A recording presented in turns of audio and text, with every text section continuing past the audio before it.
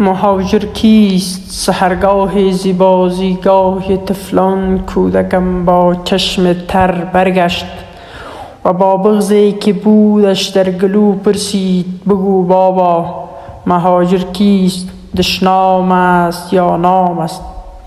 از آن پرسش دلم لبریز یک فریاد خونین شد و مروارید اشک از کنار چشم من بی پرده پایان شد.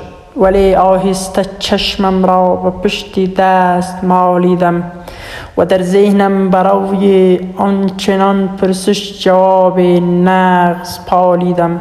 بدو گفتم ببین فرزند دلبندم، تو می دانی که میهن چیست؟ به گفتاری تو خود روزی به من گفتی که میهن خانه اجداد را گویند.